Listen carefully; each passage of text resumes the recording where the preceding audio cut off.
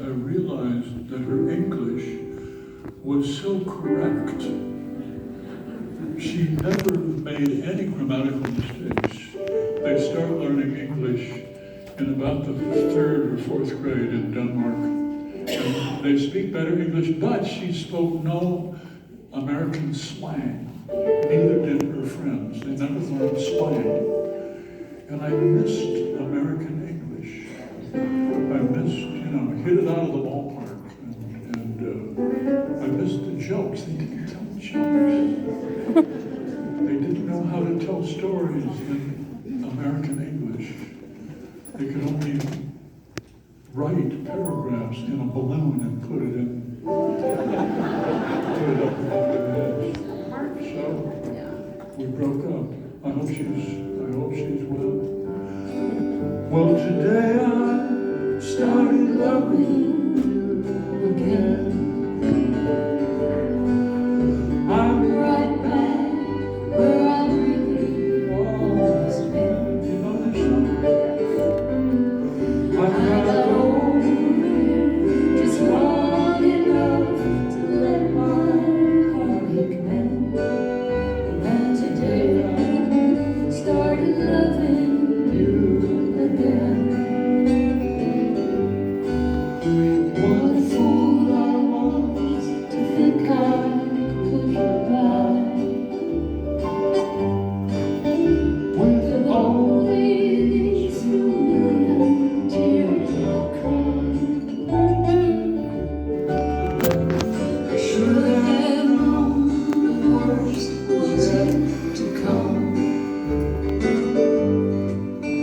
and the crying time for me had just begun. Here's the chorus coming back. 'Cause today I started loving you again. I'm right back where I really always been. I got over you just long enough to let my heartache mend. And today I started loving you again. Then today I started loving you again. You hit some really good Floyd Kramer notes on that. Woo!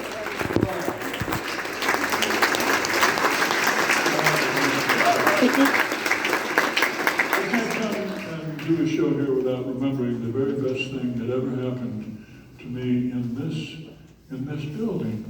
And one of the great things that happened in my life, I don't think I ever wrote about it. I should, but I don't exactly know how. I never had the ambition to write a movie, and I mean, it just seemed too complicated. But a friend of mine, Tony Judge, met this guy who had connections in the business, George Chang, and they got together some other people, and they found people who were interested in backing a movie that I would write. So I started I thought about writing a Lake Wobegon movie, but it just seemed too complicated. The story is all spread out with so many characters, and finding a place to shoot would have been just too much. And I hit on the idea of writing a script about a radio show called Prairie Home Companion. There you go. It was shot almost entirely in this theater. They found a great director, Robert Altman, who was interested in doing it. He didn't know about the show, but he was interested in doing it, as it turned out, because he was looking for work. He was dreadfully ill with cancer. I think he had throat cancer.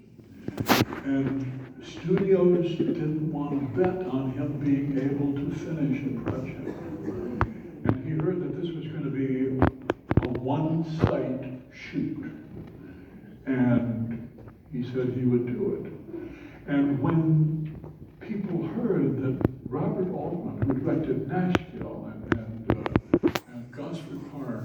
and Shortcuts. And, did he direct McCabe and Mrs. Miller? I don't know. He made so many great movies. He directed theater, he directed TV. The man loved to work, and he wanted to keep on working. And when actors heard that he was going to direct this movie, they volunteered without even seeing a script to be in his movie. Meryl Streep was one of the first in line, and and Lily Tomlin came in, and Lindsay Lohan came in, and John C. Reilly, and Woody Harrelson, and Virginia Madsen, and all these other people. Robert Altman loved actors. He loved actors, and he gave them freedom to improvise. But they just loved his work, and they knew this was going to be his last movie. He didn't think so, but it was. And so I set to work. He gave me the freedom to revise the script the very day they were going to shoot the scene. Nobody would ever do that in their right mind. But he did. I'm a reviser. They shot it in this theater almost entirely, and because he was terribly ill, they had Paul Thomas Anderson, another director, who would come in and sub for him if he had to go to the St. Paul Hotel and lie down. And this happened a few times. It was an amazing experience. Here was a dying man directing a movie. Everyone was so friendly. Everyone was so kind. Everyone ate together down in the cafeteria, in the basement, the stars and the stagehands and the crew and the cameraman and everybody, all working together to finish this thing. Well, this man is still on two legs. I went to lunch with him once up at the St. Paul Hotel, and he told me how growing up in Kansas City, he had lied about his age to enlist in the Army Air Force at the beginning of World War II. And he had learned to fly a B-17 bomber. He had flown B-17s, the loudest plane, he said, in existence, the coldest, the most miserable plane, flying it over the Solomon Islands, New Guinea, as the wave moved towards Japan, and VJ Day, fending off Japanese kamikaze pilots who were trying to collide with you. He said, after you've flown a B-17 in heavy warfare, Hollywood is no problem. Producers, nothing will ever bother you ever again. He shot the last scene of this movie outside in front of Mickey's Diner, which was decorated to look like the Grant Wood painting, The Nighthawks, with the cook with the hat. Tim Russell played the cook, and there was a simple scene with no dialogue. Kevin Kline was simply going to come out of the door and strike a match against the post alongside the door and light a cigarette and walk across the street. They did 4 takes. It took them all night. There was a watering crew. He had the streets hosed down to give it the shine that he wanted. And he knew exactly how he wanted every piece of action. And he shot it again and again, and he would have shot it a 5th time, but the sun was coming up. So you got to see a perfectionist. He was making a painting. And he didn't know where he would use it, but he was going to use it. That was his last scene. The premiere was held in this theater. I hadn't seen the movie, and I came, all the stars came, they were all here. Altman could not come, he was dying. And here we were watching his work. I have no idea if it was a good movie. I couldn't tell you. I have no opinion about it. I sat in the second row of the first balcony.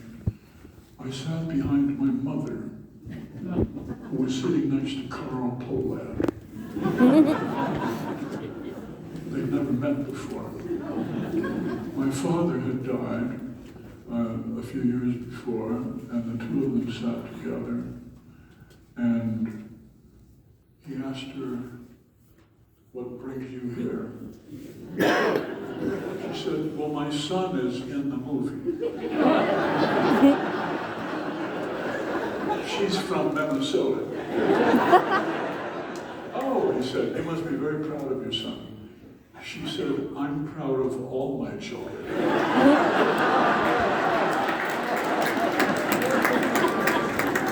She said, "What brings you here?"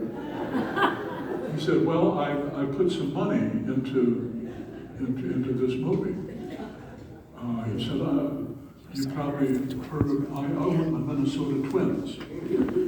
"Oh," she said, "I've always liked the name of that team. I have twin sons." She said, "Where are you from?" He said, "I'm from Iowa." "Oh," she said, we lived in Iowa during the war when my husband was in the army. We lived in Bettendorf and in Davenport." "Oh, yes," he said. He said, "I was supposed to be inducted, and I maybe would have been inducted, but I got a terrible case of poison ivy, and I was working in Iowa for a bank. I was repossessing bankrupt farms." "Oh, I see. Well, that must have been interesting." I sat behind my mother and the richest man in Minnesota,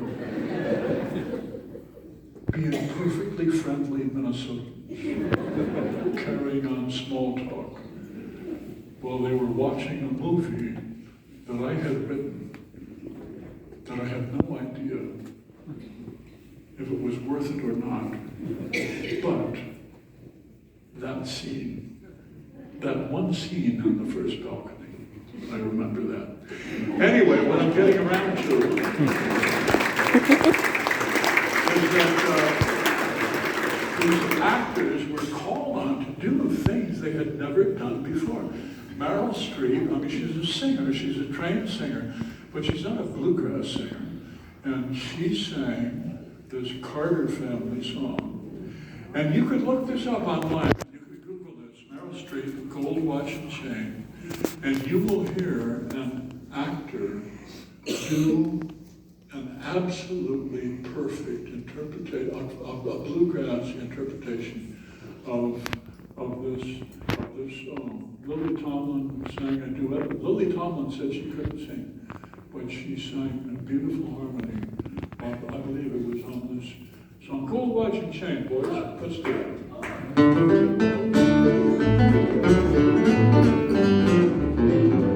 Oh, I'll pawn you my gold watch and chain, love, and I'll pawn you my gold wedding ring. I will pawn you this heart in my bosom. Only say that you love me again. Darling, how could I stay here